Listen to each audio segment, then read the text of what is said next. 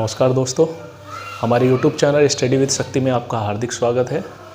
और हम देख रहे थे समास, यानी जो पिछली क्लास थी हमने देख लिया था, यानी समास जो है, समास क्या होता है और समास कहाँ पाया जा सकता है और कहाँ नहीं पाया जा सकता। ठीक है।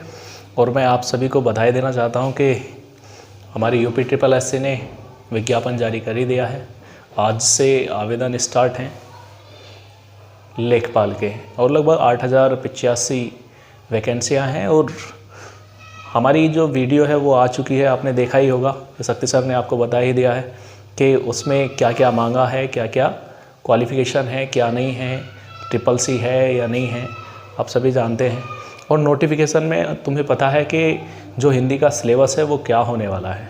उसमें सर्वप्रथम दे रखा था समास ही, और मैंने समास के बारे में सबसे पहले उसी वजह से स्टार्ट किया ताकि लेखपाल में किसी भी बच्चे को कोई भी प्रॉब्लम ना आए। ठीक है, तो समास को देख लेते हैं। समास है क्या? मैंने आपको बताया था जो समास का जो शाब्दिक अर्थ होता है वो होता है संक्षेप।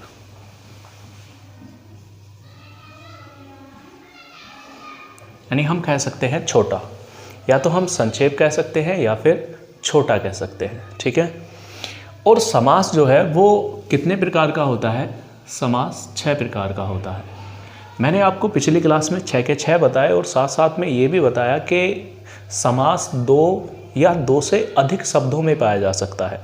यदि केवल एक शब्द की बात की जाए तो वहाँ पर समास नहीं हो सकता।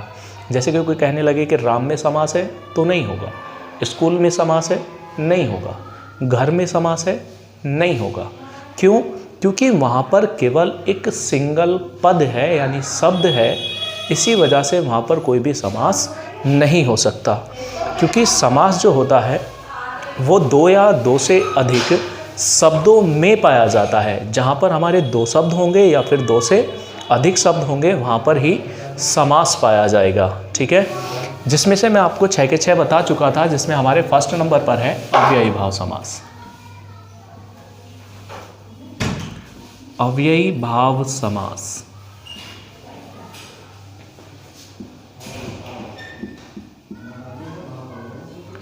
अव्ययी भाव समास क्या होता है? यानी वह समास जो अव्यय का भाव उत्पन्न करता है उसे हम क्या कहते हैं? अव्ययी भाव समास कहते हैं। अव्ययी भाव समास में मैंने आपको बताया था इसका पूर्व पद प्रधान होता है। हम कह सकते हैं या तो पूर्व पद या फिर कह सकते हैं पहला पद या फिर प्रथम पद। ठीक है, तीनों में से कोई सा भी आ जाए, या तो नंबर 1 पद या पूर्व पद, पहला पद या प्रथम पद। ठीक है। अब बात यह है, जो हमारा अव्ययी भाव समास है इसमें एक शब्द आया है अव्यय। अव्यय का यदि हमें पता चल जाए कि अव्यय क्या होता है तो हम आसानी से बता सकते हैं कि अव्ययी भाव समास है क्या। अव्यय क्या होता है? अव्यय वे शब्द होते हैं जो लिंग वचन कारक के आधार पर नहीं बदले जा सकते, अर्थात इन्हें किसी के आधार पर भी नहीं बदला जा सकता। मैं आपको बता दूं कि यदि किसी शब्द के प्रारंभ में कोई अव्यय या फिर उपसर्ग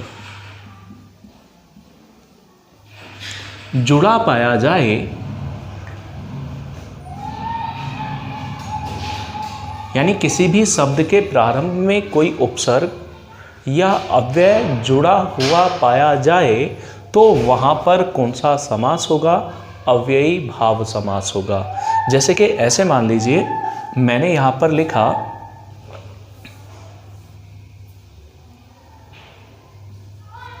बल लिख दिया, और यदि मैं इसमें उपसर्ग की बात करूं, मैंने यहाँ पर उपसर्ग जोड़ा निर। ठीक है, क्या जोड़ दिया? निर उपसर्ग जोड़ा, तो क्या बनेगा?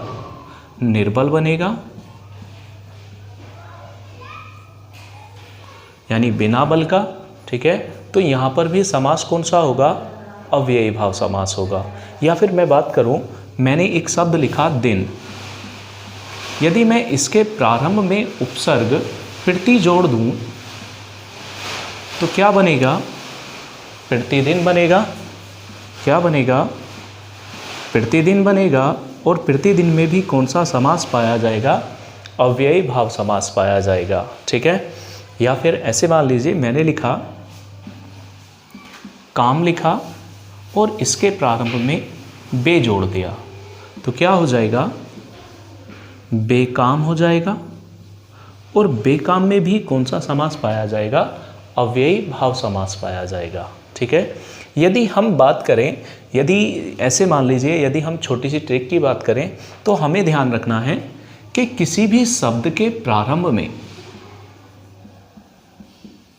अनु आ प्रति यथा नी पे हर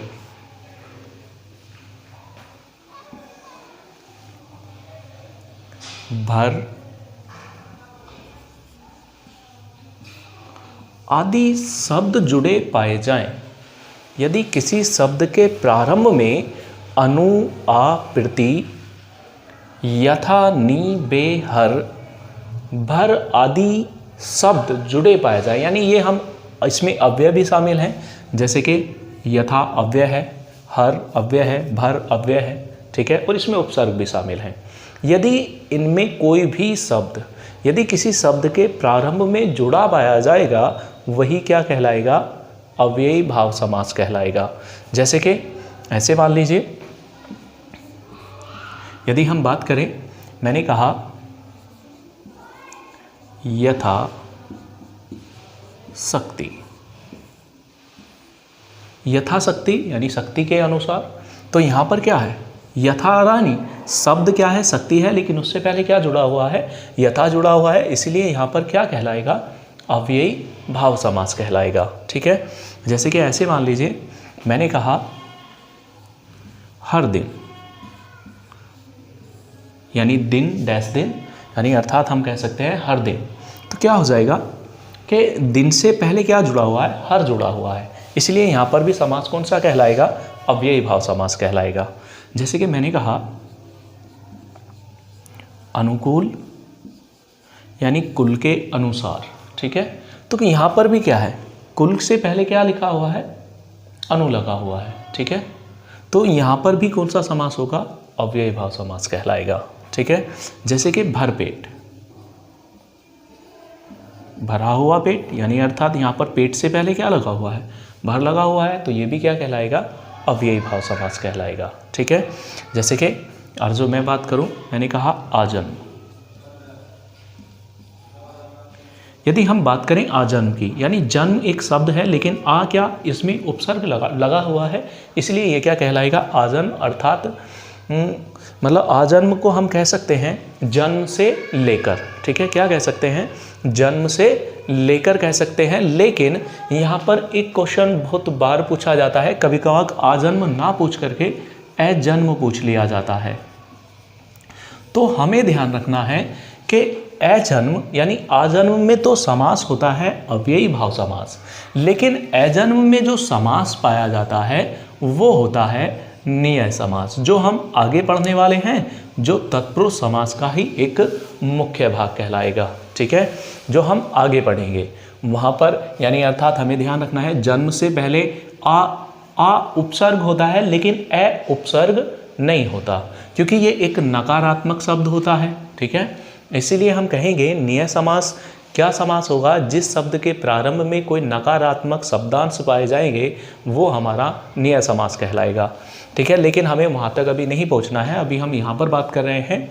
तो हम कहेंगे यदि किसी शब्द के प्रारंभ में कोई अव्यय, ठीक है, यानी कोई अव्यय या फिर उपसर्ग जुड़ा पाया जाए, ठीक है, जैसे कि अनु आ पृथ्वी यथा नी बे हर भर, ठीक है, तो वही शब्द किसके अंतर्गत आएगा, अव्ययी भाव समास के अंतर्गत आएगा। ठीक है, यहाँ तक समझ में आ गया होगा। यदि हम दूसरे पॉइंट की बात करें, दूसरा पॉइंट देखेंगे,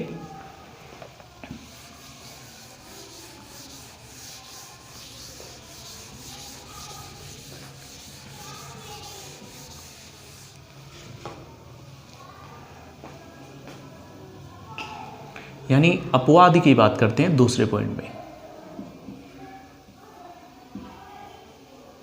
अपवाद। यानी मैंने अभी बताया कि यदि किसी शब्द के प्रारंभ में कोई उपसर्ग जोड़ा पाया जाए तो वो क्या कहलाता है? अव्ययी भाव समास कहलाता है। लेकिन यदि मैं उपसर्ग में अपवाद की बात करूं तो अपवाद जैसे कि ऐसे मान लीजिए, हमें क्वेश्चन मिला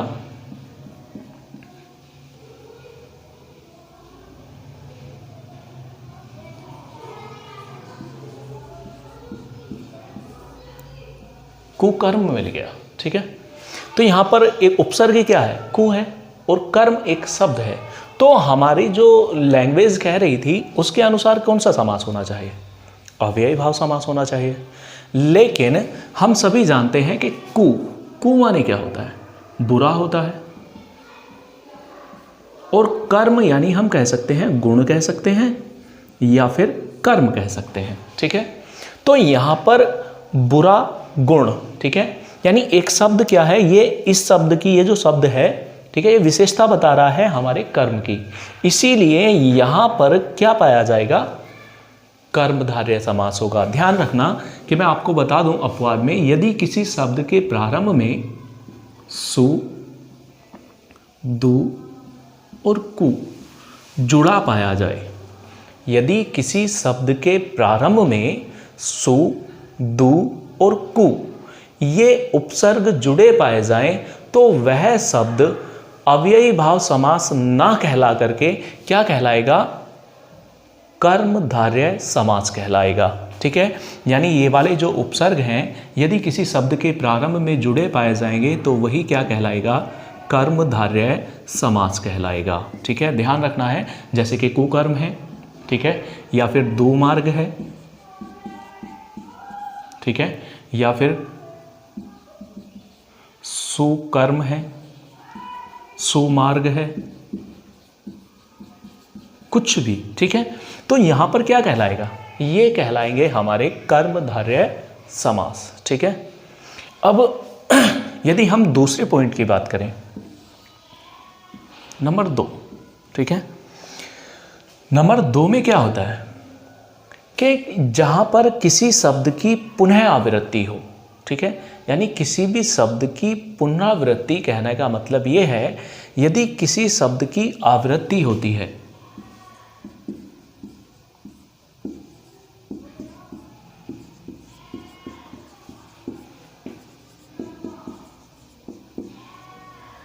यानी किसी भी शब्द की पुनः आवृत्ति। पुनः आवृत्ति का मतलब है कोई शब्द दोबारा आता है, बिल्कुल 2 बार लिखा जाता है, तो वहां पर भी कौन सा समास होगा? अव्ययी भाव समास होगा। जैसे कि ऐसे मान लीजिए मैंने लिखा दिन डैश दिन, या मैंने लिखा भाई डैश भाई, या मैंने लिखा हाथ डैश हाथ, या घर डैश घर। तो यहाँ पर कौन सा समास होगा? यहाँ पर भी अव्ययी भाव समास होगा। यहाँ पर कौन सा समास होगा? अव्ययी भाव समास होगा। लेकिन इसमें भी हम अपवाद देखने वाले हैं। अपवाद यानी इसी नियम का अपवाद। यदि हम इस नियम के अपवाद की बात करें तो अपवाद क्या होता है? ऐसे मान लीजिए जब किसी विशेषण शब्द की आवृत्ति होती है, विशेषण शब्द की जब आवृत्ति होगी तो वहां पर कर्मधारय समास होगा, ना कि अव्ययी भाव समास। ठीक है, हमें ध्यान रखना है, जब किसी विशेषण शब्द की आवृत्ति होती है तो वहां पर कर्मधारय समास होता है, ना कि अव्ययी भाव समास। जैसे कि मैंने लिखा लाल डैश लाल, तो यहाँ पर यदि हमसे पूछा जाएगा कि लाल लाल में कौन सा समास है, तो मुझे उम्मीद है अधिकतर बच्चे क्या करते हैं, वहाँ पर वो आंख मीच करके कर्मधारय ऑप्शन लगा करके आ जाते हैं। लेकिन हमें कर्मधारय ऑप्शन नहीं लगाना, अव्ययी भाव समास नहीं लगाना। क्यों नहीं लगाना? क्योंकि लाल लाल एक विशेषण शब्द है और जहाँ पर विशेषण शब्द की आवृत्ति होती है वहाँ पर अव्ययी भाव समास ना हो करके बल्कि कौन सा समास पाया जाता है, कर्मधारय समास पाया जाता है। ये हमें ध्यान रखना है। यानी हमारा दूसरा पॉइंट था कि जब किसी शब्द की पुनः आवृत्ति होती है तो वहाँ पर हमारा अव्ययी भाव समास पाया जाता है, लेकिन अपवाद में मैंने अभी लिखाया कि जब किसी विशेषण शब्द की पुनरावृत्ति होती है यानी पुनः आवृत्ति होती है यानी वो 2 बार लिखा जाता है विशेषण, तो वहाँ पर कौन सा समास होगा, वहाँ पर कर्मधारय समास होगा। ये चीज़ समझ में आ गई होगी, ठीक है। देख लेंगे। यानी अर्थात मैंने आपको बताया जब किसी शब्द के उपसर्ग यानी उपसर्ग पाए जाए वहाँ पर अव्ययी भाव समास होता है, लेकिन जहाँ पर सु, दु और कु पाया जाएगा वहाँ पर कौन सा समास होगा, कर्मधारय समास होगा, ठीक है। जब हम कर्मधारय समास पढ़ेंगे तो वहाँ पर फिर दोबारा इन्हें देखेंगे और वहाँ पर बहुत अच्छे से समझ में आएगा, ठीक है। अब यहाँ पर किसी शब्द की पुनः आवृत्ति होती है तो वहाँ पर भी कर्मधारय होता है, लेकिन किसी भी विशेषण शब्द की आवृत्ति होगी तो वहाँ पर कर्मधारय समास होगा, ठीक है। एक पॉइंट और देख लेते हैं, लास्ट पॉइंट है हमारा।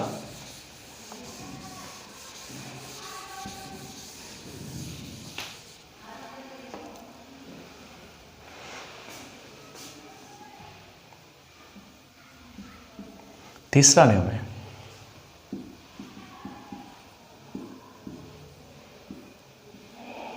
सार्थक और निरर्थक।